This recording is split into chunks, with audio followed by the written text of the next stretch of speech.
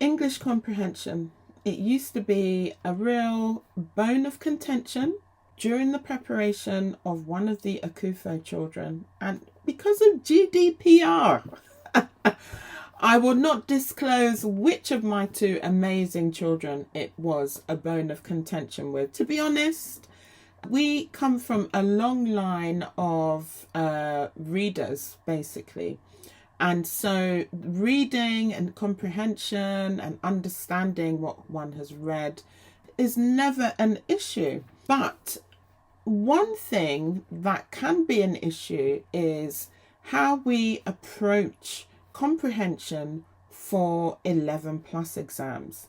What I found, in my own personal experience as a mum, even though both of our children attended prep schools, so independent fee-paying primary schools, during the course of a decade of supporting hundreds of children in their 11 plus exam preparation, it's something that I've realized, and I wonder if you're watching this video, you probably have seen it in your own child at some point during their journey.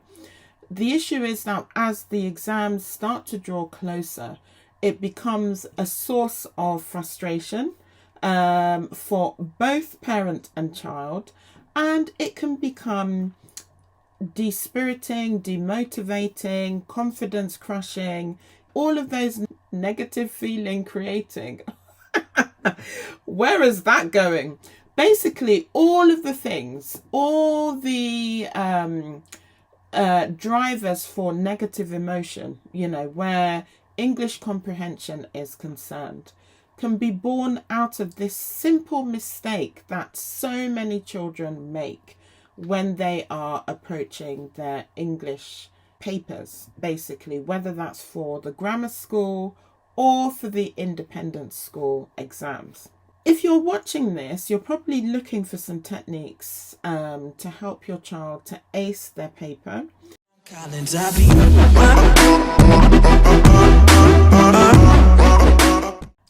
So, my name is Joycelyn Akufo. I am the Managing Director of Geek School Tutoring. We specialise in 11 plus exam preparation for both grammar and independent schools. So, we have centres in Beckenham and in Lewisham, and we also provide online tuition by public demand. So wherever your child happens to be, whether that's in the UK or abroad, we can support your child with their dream of getting a place at a top grammar or independent school.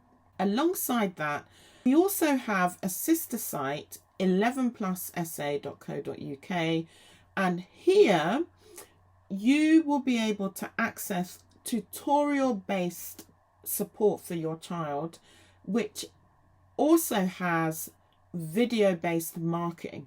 Now, it's a very unique offering, very unique system that I started about 6 years ago, because not every student can have tuition for logistical reasons or financial reasons, and sometimes they literally just need a holding of their hand, a guide, a framework to work with, but then they need somebody to mark their work and grade the work at the 11 plus exam level, and that's what these courses provide. So if you've not looked at it, you want to head over to the 11plussa.co.uk, and there are courses that will support your child in creative writing, in English comprehension, even the independent school interview. If you're watching this, you're probably looking for some techniques to help your child to ace their paper. And if you happen to be in year 5 or approaching year 6 and you have searched for this yourself, give yourself a round of applause. It's good to be assertive and be involved in the learning process. And that's one thing that I really love about the Geek School YouTube channel, because I see so many students sharing tips, asking questions, and really being active in the process, not being passive. It's not just happening to them. Okay, let's just flip that around. Yes, so, and it's important to be involved. I'm always telling our students to get involved, know when their exams are, you know, actually understand why they're having all the tuition, doing all this extra work and so on. It's very important. So anyway, back to what I was saying. It's very important that children have a really solid understanding of what English comprehension is and what it isn't, and how to approach English comprehension properly for the grammar school selection tests and for the independent school entrance exams. The approach for both styles of exams are not going to be the same. And I will discuss and explain why a bit further along in this video. But, you know, I want you to rest assured that in order for your child to ace the grammar school English paper, they don't need to be a walking J.K. Rowling or a walking Dickens, Charles Dickens, or anything of the nature. They don't need to have a reading age of 45. Or even a reading age of 16 or something like that, because I know that that's a question actually that somebody commented and asked about whether I think it was 15 or 16, if that reading age is a good age. Let's talk about one thing that many children do when they're doing their English comprehension that makes them get low marks. So how do we do English comprehension? So before we carry on with this amazing video, please remember to like this video, subscribe to the channel and turn on the notifications so that you will get notified every time a new Geek School video goes up. Enjoy! Okay, let's start with the grammar school exams. For the grammar school exams, technically and typically, students are presented with a passage and questions which can cover, you know, the content of the passage. So if there's a story being described, a story being told in the passage, they'll be asked questions about that. They can be asked about spelling, word definition, grammar rules, and so on. You know, what is the verb or adverb on line 7, for instance, and then they're given a list of options to choose from. Now, typically, grammar school papers are very fast-paced.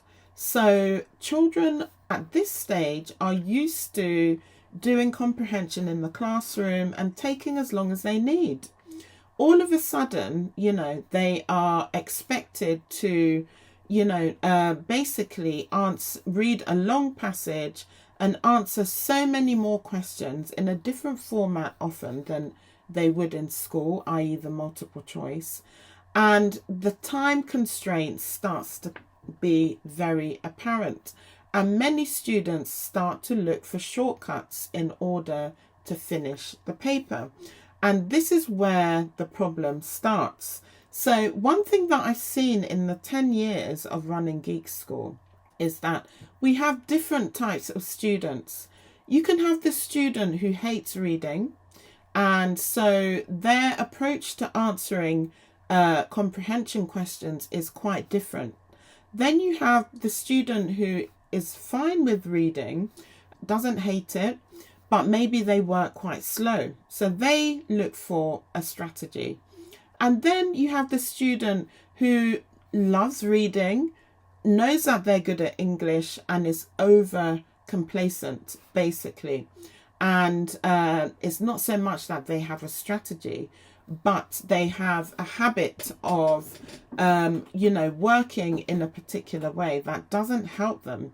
The student who doesn't like reading, one thing that I've noticed about the way that many of them approach their English comprehension is starting from the perspective of, I'm not going to read the whole passage. I'm going to read the questions and look for the answers. Now, the student who is slow, some of them do exactly the same as the student who doesn't like reading. And the student who enjoys reading and knows that they're good at English and unfortunately can be complacent does something similar but different, in that they will read the passage, that's fine, but they will answer everything from memory, basically. Now, in all three of these instances, there is literally a one-way ticket to getting low marks. Now, before I continue, I just want to put this into perspective a bit. Imagine the day of the exam. Many of these exams are held, they begin very early on, unless the school has more than one session of exams. Generally, students are expected to be at registration for about 8:30 in the morning. And with that, they're going to, obviously, a school that's unfamiliar with them. They're not sitting the exam in their primary school unless they're in borough. So in borough students, let's just say that you live in Bexley Borough and your child is doing the Bexley selection tests. It's possible that your child will sit their Bexley test in school, so that can happen. But generally, students are going off-site to a school that they're unfamiliar with. Now, I want you to think about the emotional impact of that. You see, nervousness at doing the test is one thing, but being in an unusual, unfamiliar setting is another.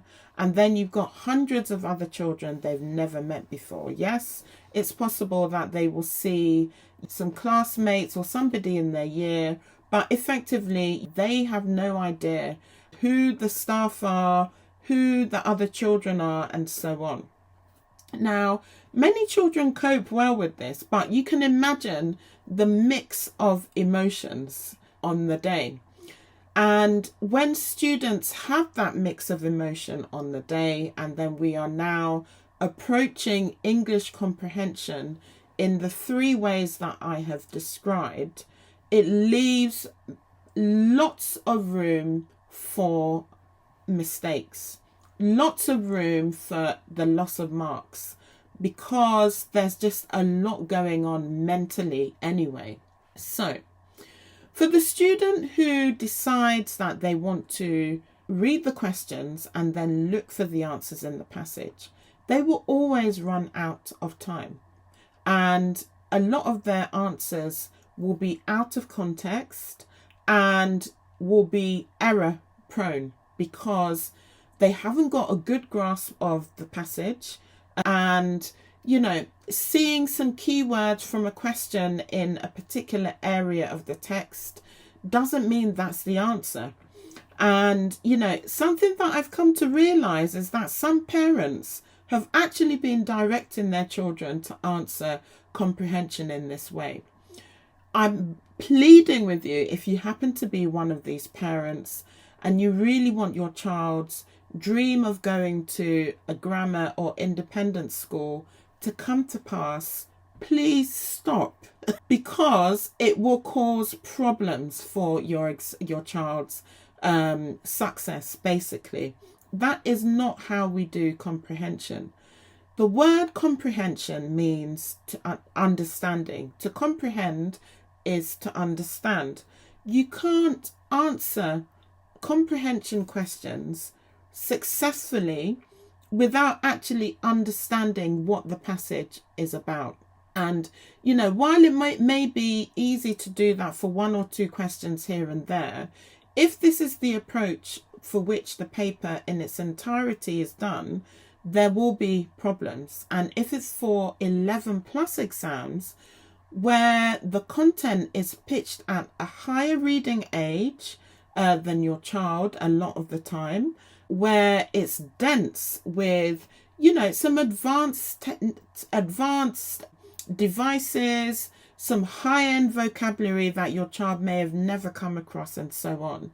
You are just adding another entry for mistakes in encouraging your child to work this way. So I really want to stress that we don't do this at all.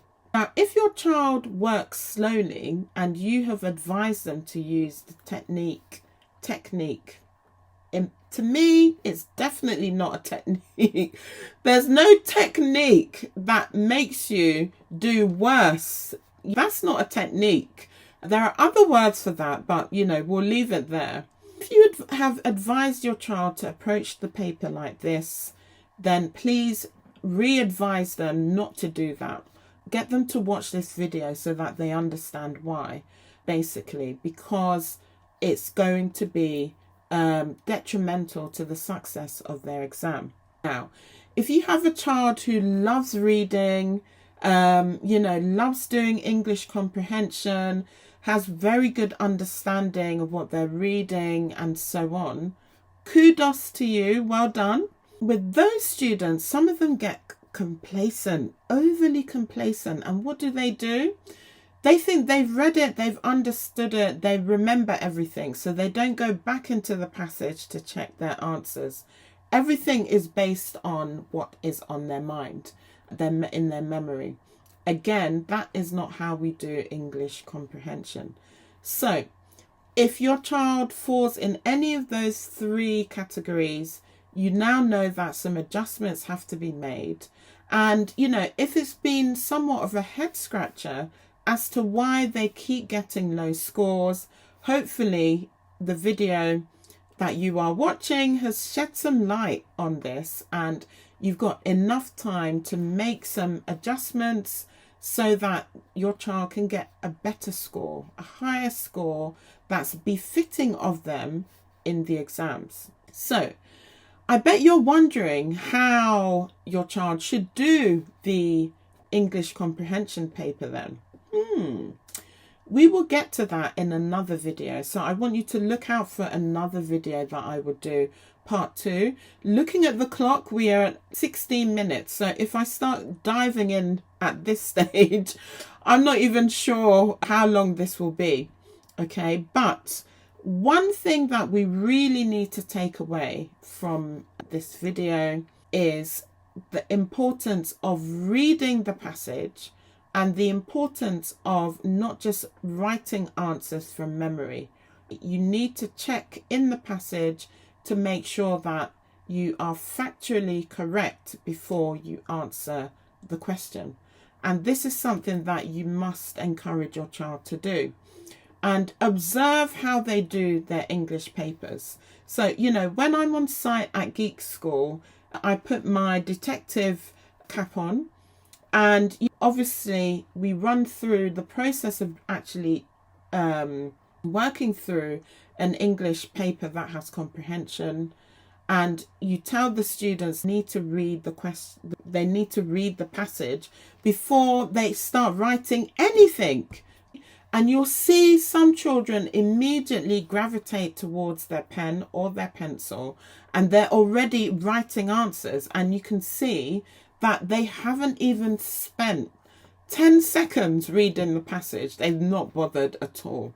So this is something that as parents, you know, you can look out for. Make sure your child isn't doing this, that they're reading the passage so that they can maximize on their grade. So before I end the video, I want to talk about how to know that your child is answering the questions for independent school papers properly.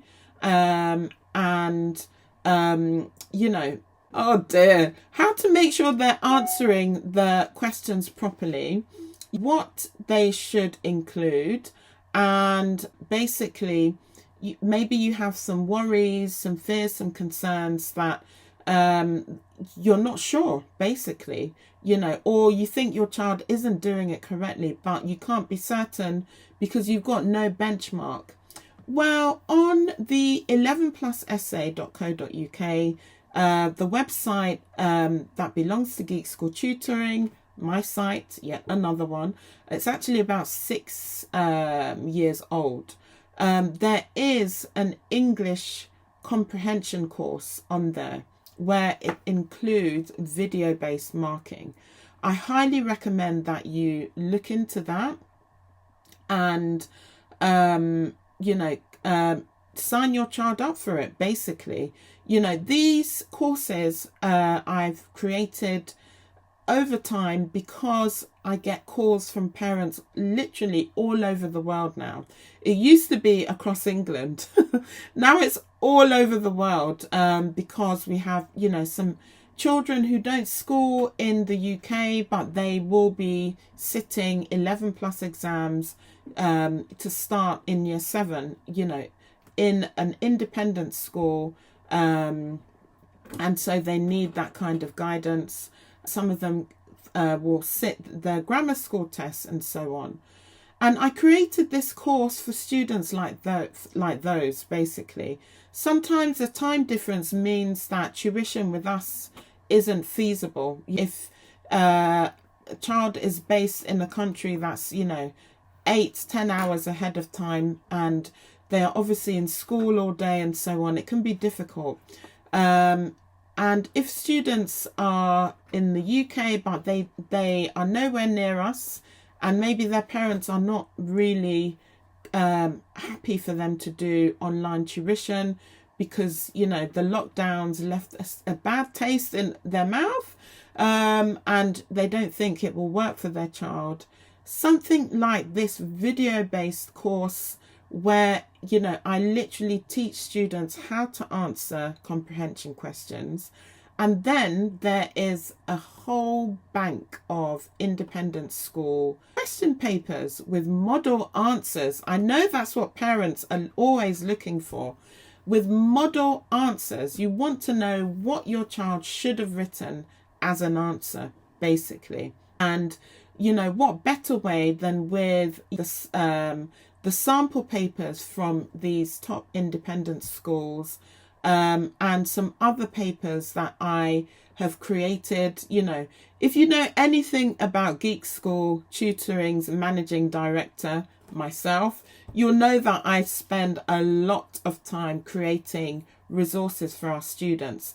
Just look behind you, or look behind me rather, and these are just a handful of those resources. In a decade, we are almost at 160 books, guides, posters, printables, all aimed primarily at helping children with their 11 plus exam preparation. So if you didn't know that, well, head over to the Geek School shop at shop.geekschool.co.uk and you will be amazed that literally the collection is expanding each time. Every time I see that there is a pressure point, a problem area in the work and progress of students, I always look for ways to support them. And often that manifests itself into a book or a downloadable guide or something like that. And it goes on and on. And I love it because, there's nothing better than giving them the resources that they need to succeed, basically. So that's it, guys. I will leave our video there and I will see you soon. Bye.